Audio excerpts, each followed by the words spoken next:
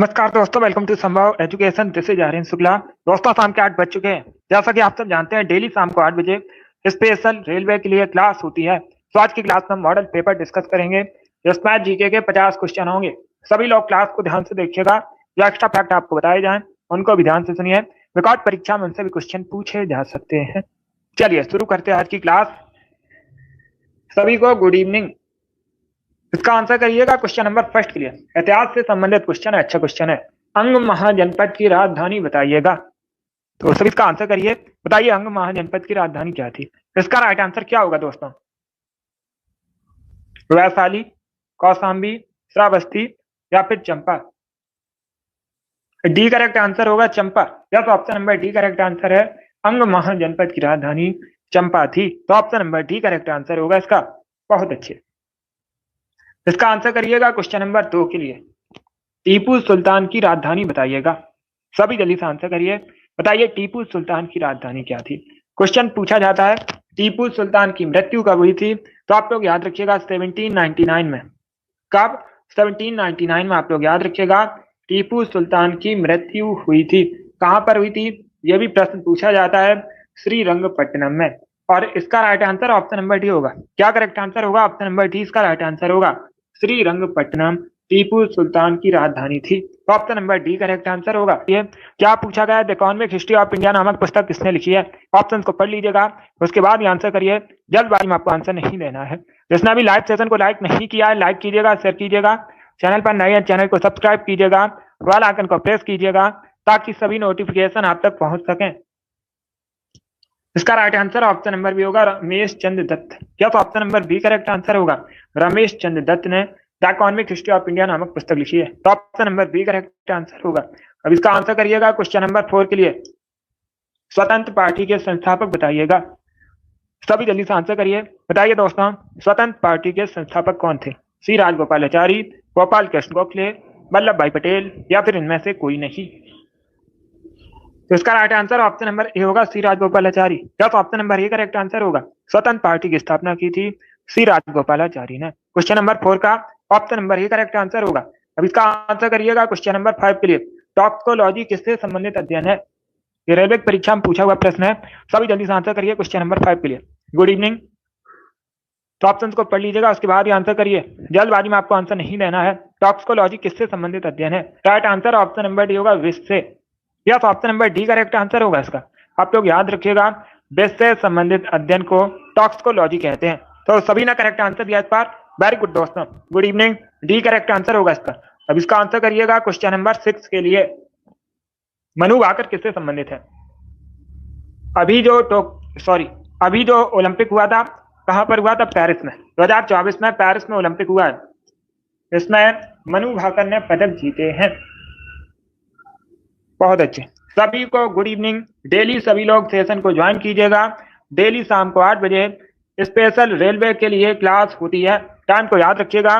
सभी daily session को join कीजिए। इसका right answer option number B होगा, शूटिंग से संबंधित है। या तो option number B correct answer है। मनु भाकर शूटिंग से संबंधित है। तो option number B correct answer होगा। अब इसका आंसर करिएगा क्वेश्चन नंबर 7 के लिए। नाबार्ड का फुल फॉर्म बताइएगा। क्या पूछा गया है, नाबार्ड का फुल फॉर्म। अगर पूछ लें नाबार्ड की स्थापना कब हुई, इंपॉर्टेंट है, अभी याद रखिएगा 1982 में। कब? 1982 में नाबार्ड की। क्वेश्चन आप पूछ सकते हैं, नाबार्ड का मुख्यालय कहां पर है। तो आप लोग याद रखिएगा मुंबई में। नाबार्ड का हेडक्वार्टर मुंबई में। अब इसका आंसर करिए। बताइए नाबार्ड का फुल फॉर्म क्या होता है। बी करेक्ट आंसर होगा इसका, national bank for agriculture and rural development. तो option number B correct answer होगा। जिसने भी question number 7 option number B दिया उनका सही उत्तर है। अब इसका आंसर करिएगा क्वेश्चन नंबर 8 के लिए। महाभारत के लेखक पतंजलि किसके समकालीन थे। ये अच्छा क्वेश्चन है। इस प्रकार से क्वेश्चन पूछा जाता है परीक्षा में, महाभारत के लेखक कौन है। तो याद रखिएगा महाभारत को किसने लिखा है, किसकी रचना है। पतंजलि की। किसके समकालीन थे। चंद्रगुप्त मौर्य, अशोक, पुष्यमित्र शुंग या फिर चंद्रगुप्त प्रथम। इसका right answer option number C होगा, Pushyamitra Shunga. C correct answer होगा। या तो ऑप्शन नंबर सी का राइट आंसर आप लोग याद रखिएगा, पतंजलि पुष्यमित्र शुंग के समकालीन थे। तो option number C correct answer होगा। अगर पूछ लें शुंग वंश की स्थापना किसने की थी, तो आप लोग याद रखिएगा पुष्यमित्र शुंग ने शुंग की स्थापना की थी। और मौर्य वंश के बाद मगध पर जो शासन है शुंग डायनेस्टी शुंग वंश ने किया था। इसका आंसर करिएगा क्वेश्चन नंबर 9 के लिए। बताइए यूरिन में किस प्रकार का एसिड पाया जाता है? ये बायोलॉजी संबंधित क्वेश्चन है, सभी जल्दी से आंसर करिए। क्या पूछा गया? यूरिन में किस प्रकार का एसिड पाया जाता है? इसका right answer option number D होगा, यूरिक एसिड। या तो option number D correct answer है, यूरिन में यूरिक एसिड पाया जाता है, तो option number D correct answer होगा। सभी ने करेक्ट आंसर दिया, वेरी गुड दोस्तों। अब इसका आंसर करिएगा क्वेश्चन नंबर 10 के लिए। सभी जल्दी से आंसर करिए क्वेश्चन नंबर 10 के लिए। बताइए किसे भारत का प्रथम आधुनिक व्यक्ति माना जाता है? सभी जल्दी से आंसर करिएगा। क्या पूछा गया? निम्न में से किसे भारत का प्रथम आधुनिक व्यक्ति मानते हैं? राइट आंसर क्या होगा? राजा राममोहन राय।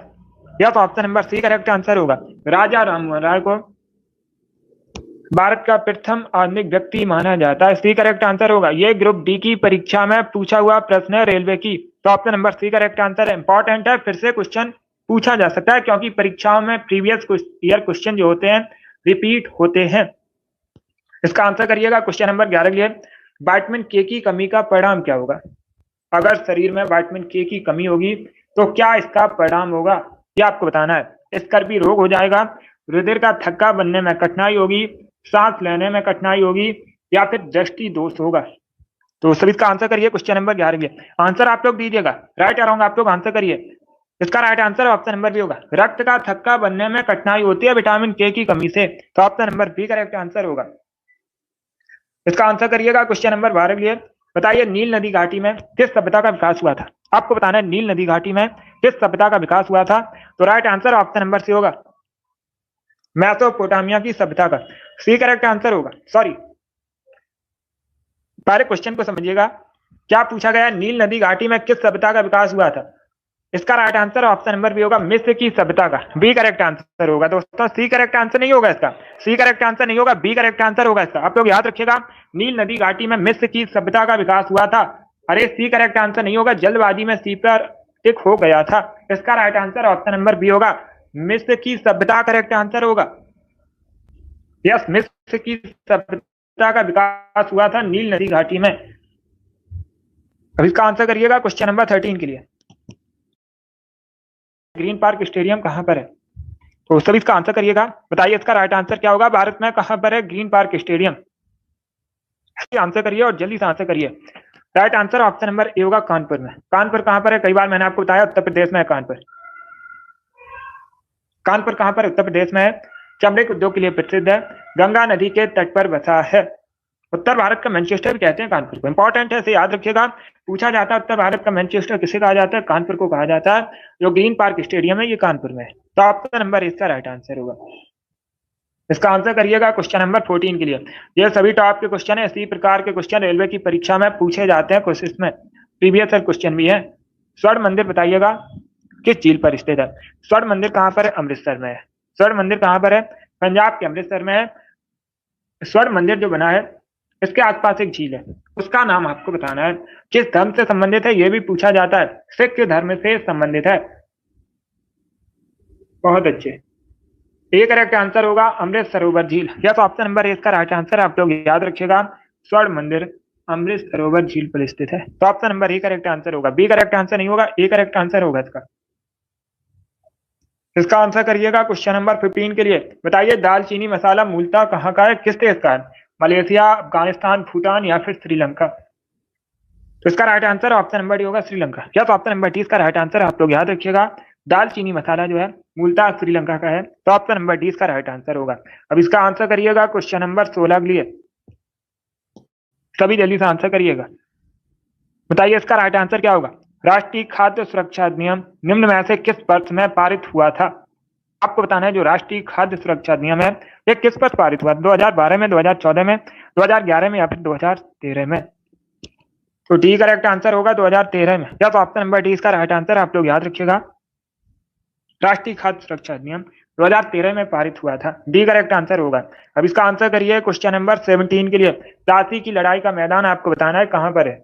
आप लोग पहले क्वेश्चन का आंसर करिएगा। बताइए प्लासी की लड़ाई कब हुई थी, प्लासी का युद्ध कब हुआ था, यह पूछा जाता है क्वेश्चन। तो सभी जल्दी से बताइएगा, इसका आंसर बाद में कीजिएगा। पहले बताइए प्लासी का युद्ध कब हुआ था। मैंने आपसे ये क्वेश्चन पूछा, अभी आंसर करिएगा।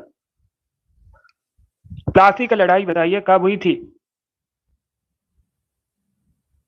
बहुत अच्छे। सीमा अफसेट, वेरी गुड, आपने राइट आंसर दिए हैं। तो आप लोग याद रखिएगा 1757 में, कब? 1757 में प्लासी का युद्ध हुआ था, प्लासी की लड़ाई हुई थी। रिंकू वेरी गुड, आपका भी राइट आंसर है। वर्तमान में इसका मैदान कहाँ पर है? वेस्ट बंगाल में। तो option number A correct answer होगा इसका। वीर वेरी गुड, आपका भी राइट आंसर है, ए करेक्ट आंसर होगा इसका। चलिए इसका आंसर करिएगा क्वेश्चन नंबर 18 के लिए। बताइए भारत में किसान दिवस कब मनाते हैं? अंजलि वेरी गुड, आपका भी राइट आंसर है। सभी जल्दी से आंसर करिएगा। भारत में किसान दिवस आपको बताना है कब सेलिब्रेट किया जाता है। इसका करेक्ट आंसर क्या होगा? दिवस से संबंधित पूछा जाएगा परीक्षा में क्वेश्चन, कन्फर्म एक क्वेश्चन हर शिफ्ट में दिवस से संबंधित पूछा ही जाता है।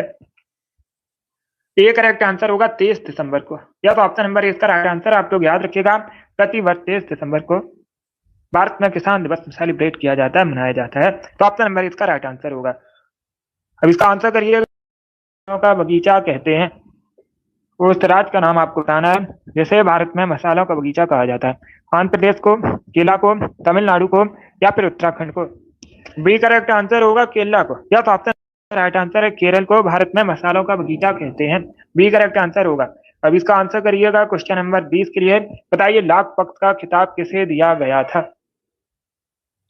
यह भी इतिहास से संबंधित क्वेश्चन है, मिडवाल हिस्ट्री से संबंधित क्वेश्चन है।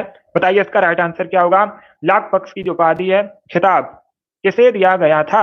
कुतुबुद्दीन ऐबक, इल्तुतमिश, अलाउद्दीन खिलजी, या फिर बलबन? इस प्रकार से ऑप्शन है। इसका राइट आंसर ऑप्शन नंबर ए होगा Qutubuddin Aibak. Yes, A correct answer होगा, कुतुबुद्दीन ऐबक को लाख पक्ष का खिताब दिया गया था। तो 20 क्वेश्चन नंबर का राइट आंसर ऑप्शन नंबर ए होगा। अब इसका आंसर करिएगा क्वेश्चन नंबर 20। बताइए राष्ट्रीय साक्षरता मिशन की शुरुआत कब हुई थी?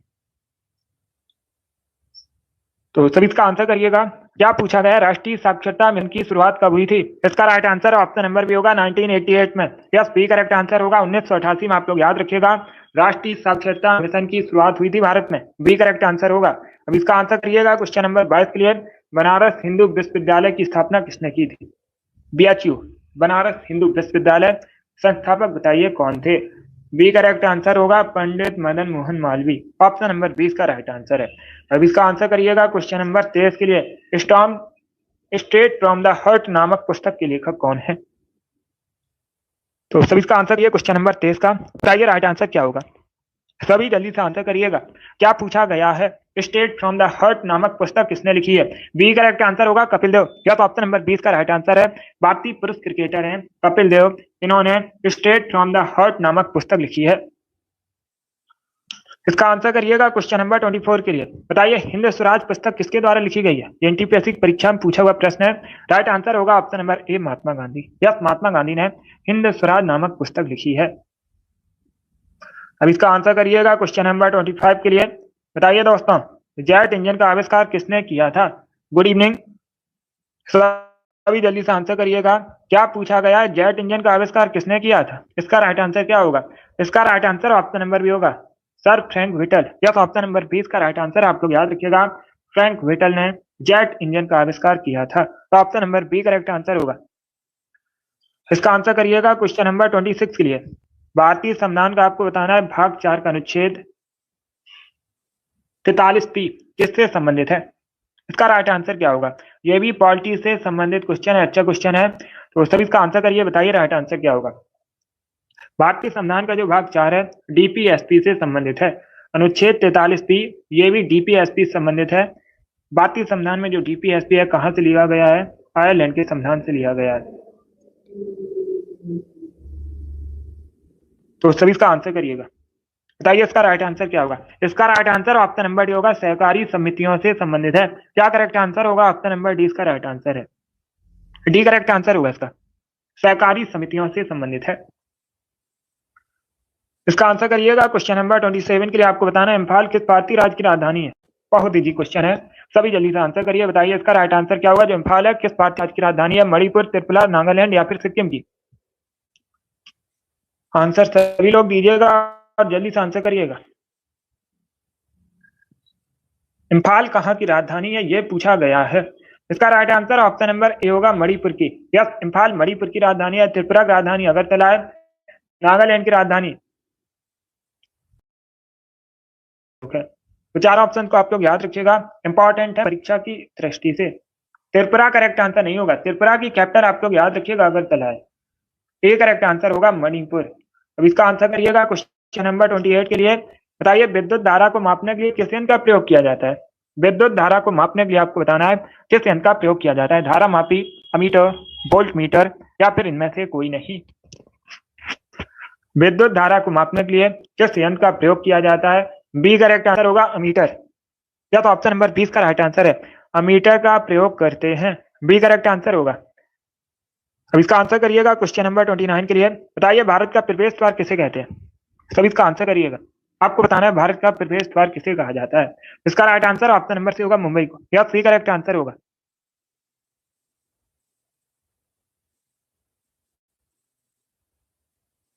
सी करेक्ट आंसर होगा इसका। भारत का जो प्रवेश द्वार है मुंबई को कहते हैं, option number C correct answer होगा। क्वेश्चन नंबर 30 के लिए आंसर करिए, राष्ट्रीय ग्रामीण विकास संस्थान कहां पर स्थित है? सब इसका आंसर करिएगा। क्या पूछा गया है? राष्ट्रीय ग्रामीण विकास संस्थान आपको बताना है निम्न में से कहां पर स्थित है? देहरादून, हैदराबाद, लखनऊ या फिर नई दिल्ली में?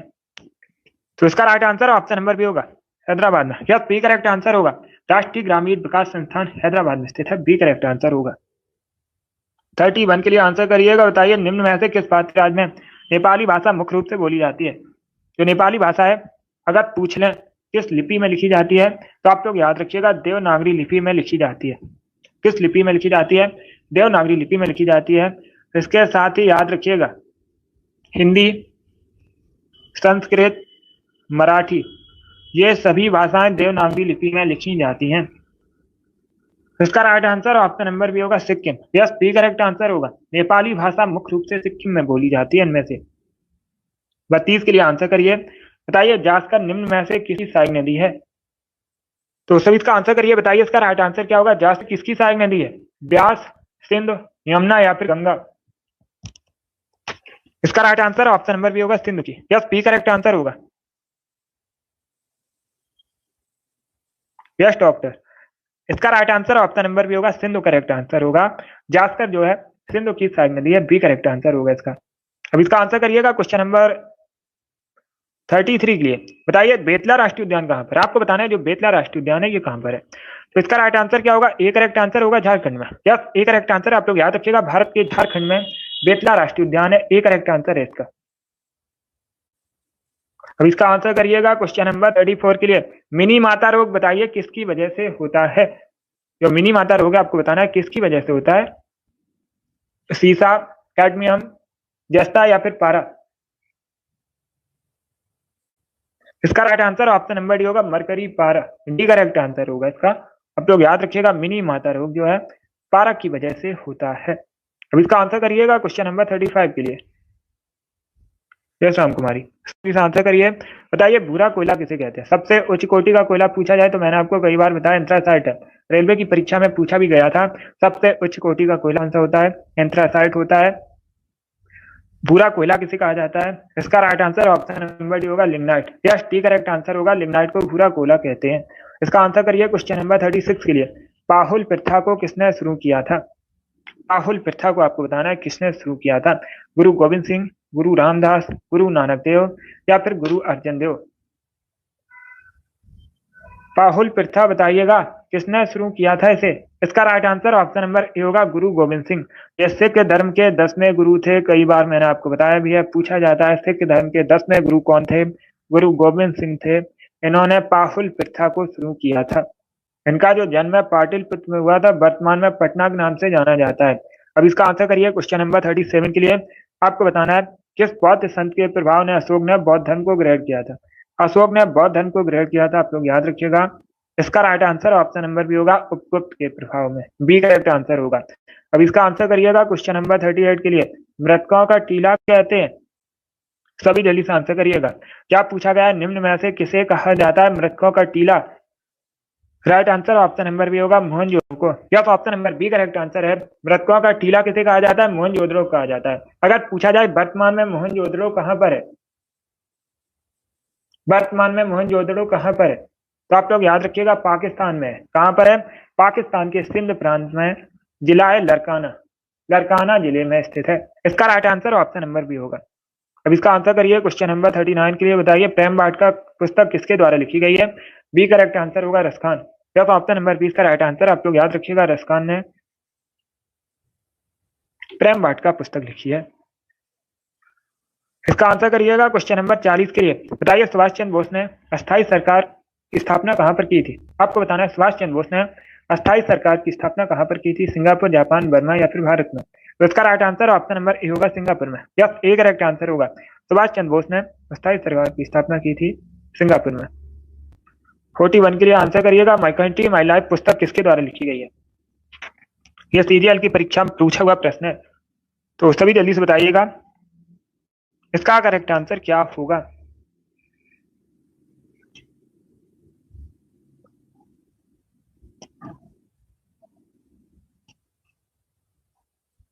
सभी जल्दी से आंसर करिएगा। इसका राइट आंसर होगा option number D, Lal Krishna Advani. D correct answer होगा इसका। या तो ऑप्शन नंबर डी इसका राइट आंसर, आप लोग याद रखिएगा। माई कंट्री माई लाइफ पुस्तक जो है लाल कृष्ण आडवाणी ने लिखी है। 42 के लिए आंसर करिएगा, भारत में रक्षा सेनाओं का कौन होता है? Right answer option number B होगा, प्रेसिडेंट, राष्ट्रपति। यस, भारत में रक्षा सेनाओं का जो सुप्रीम कमांडर है राष्ट्रपति होता है भारत का। बी करेक्ट आंसर होगा। 43 के लिए आंसर करिएगा। बताइए भारत पाकिस्तान के बीच शिमला समझौता कब हुआ था? क्या पूछा गया? भारत पाकिस्तान के मध्य शिमला समझौता कब हुआ था? बी करेक्ट आंसर होगा 1972 में। अब इसका नंबर 44 के लिए, शुंग वंश के पश्चात भारत पर किसने शासन किया था? सातवाहन वंश ने, कुषाण वंश ने, कर्ण वंश ने या फिर गुप्त वंश ने? ये भी इतिहास से संबंधित क्वेश्चन है, एंशिएंट हिस्ट्री से संबंधित क्वेश्चन है। सभी जल्दी से आंसर करिए। बताइए शुंग वंश के पश्चात भारत पर किसने शासन किया था? इसका right answer option number C होगा, कर्ण वंश ने। सी करेक्ट आंसर होगा इसका। सी करेक्ट आंसर होगा, ए करेक्ट आंसर नहीं होगा, सी करेक्ट आंसर होगा। अब इसका आंसर करिएगा क्वेश्चन नंबर के लिए। अंतरराष्ट्रीय बाघ दिवस कब मनाते हैं? भारत में सबसे अधिक बाघों की संख्या कहां पर है? पूछा जाता है ये मध्य प्रदेश में, इसीलिए मध्य प्रदेश को भारत में बाघ राज्य भी कहते हैं। और 29 जुलाई को प्रतिवर्ष अंतरराष्ट्रीय बाघ दिवस मनाते हैं। बी करेक्ट आंसर होगा इसका। 46 के लिए आंसर, पानी से बर्फ बनना किस प्रकार का परिवर्तन है? इसका राइट आंसर क्या होगा दोस्तों? पानी से बर्फ बनना आपको बताना है किस प्रकार का परिवर्तन है, भौतिक, रासायनिक, जैविक या फिर इनमें से कोई नहीं। तो सभी इसका आंसर करिएगा क्वेश्चन नंबर 46 के लिए। इसका राइट आंसर ऑप्शन नंबर ए होगा, फिजिकल चेंज। क्या? तो option number A correct answer होगा। पानी से बर्फ बनना एक भौतिक परिवर्तन है, तो ऑप्शन नंबर ए इसका राइट आंसर होगा। यस, ए करेक्ट आंसर है। अब इसका आंसर करिएगा क्वेश्चन नंबर 47 के लिए। बताइए मावरी जनजाति निवासी मुख्यतः निम्न में से किस देश में पाए जाते हैं? क्या पूछा गया? जो मावरी जनजाति निवासी है मुख्यतः इनमें से किस देश में पाए जाते हैं? न्यूजीलैंड, जापान, कनाडा या फिर? इसका आंसर करिए क्वेश्चन नंबर 47 के लिए। इसका राइट आंसर ऑप्शन नंबर ए होगा, न्यूजीलैंड में। क्या करेक्ट आंसर है? Option number A correct answer होगा। आप लोग याद रखिएगा, मावरी जनजाति के निवासी जो हैं में पाए जाते हैं, तो option number A correct answer होगा इसका। अब इसका आंसर करिए क्वेश्चन नंबर 48 के लिए। अब आपको बताना है GUI का फुल फॉर्म क्या होता है। तब इसका आंसर करिएगा। बताइए GUI का फुल फॉर्म क्या होता है? ये क्वेश्चन नंबर 48 है। आंसर सभी लोग दीजिएगा और जल्दी से आंसर करिए क्वेश्चन नंबर 48 के लिए। ए करेक्ट आंसर होगा, graphical user interface. Yes, option number ए इसका राइट आंसर है।